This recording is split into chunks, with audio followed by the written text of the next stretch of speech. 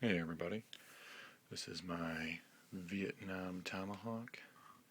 It was made by American Tamahawk Company. The original design was by Peter Lagana.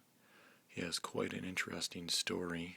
I don't know if you guys are familiar with him or not. If you're watching this, I kind of hope you are. If you're not, you should go onto American Tamahawk Company's website and read his story. It's quite interesting about how he studied the tomahawks of the Native Americans to come up with a design that he wanted to use for special forces in the Vietnam era, which is still fighting strong in the wars we're waging today.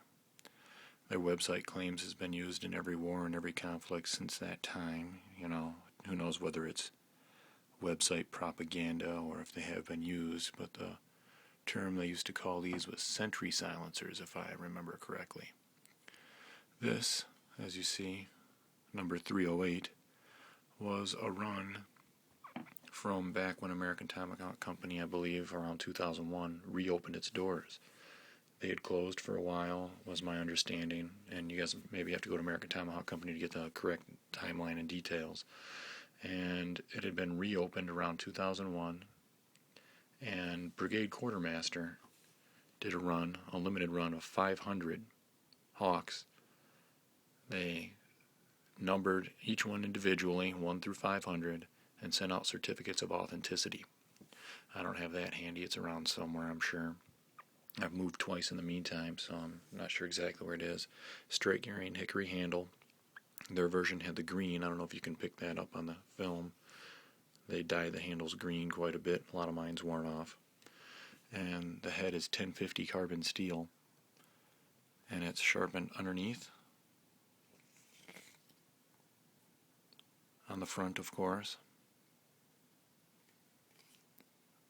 And on the spike. Top and bottom. And again, underneath. And you'll notice that the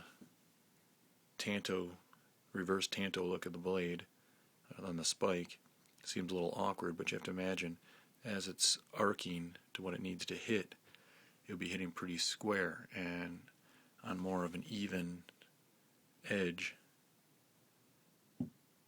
So you'd want that tip lower. If it was up higher, you'd be swinging, the tip would be coming behind your blow. He put a lot of thought into this, and this thing is an amazing little camp tool. I imagine it's worth a couple bucks. When they sold them, this was a gift from a girl that I lived with at the time before I met my wife.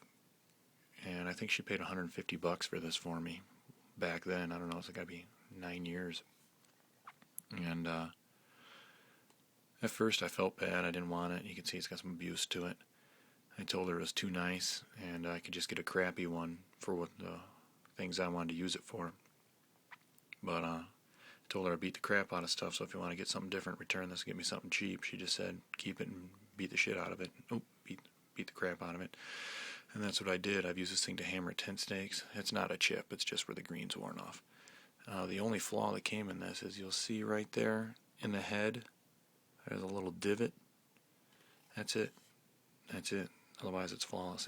Mine came blued. They come with a painted type finish, if I'm correct now. And I re-blued it and darkened it up a lot as it wore, which really it wasn't much. Sharpened it as needed, but if you can hear that hair splitter. I've taken this camping and I've taken it hunting several times. It comes in under a pound. It's very light. It's very fast in the hand. And it's an amazing cutter. I've used it to delimb trees, screwing around making shelters for deer hunting, and to split the bones, the pelvis on deer when I was gutting them. And just the lightest whack. I mean, just nothing. Feels like you're not even moving. Was enough to split the bone. And it's split in to here. So it's an amazing chopper for what it was made for. They really, really did their homework. Or Peter Lagana did. Oh, I got a little more to say, and I'm reaching the limit of what YouTube lets me do for some reason. I know it's supposed to be 10 minutes, but I'm going to go to a part 2.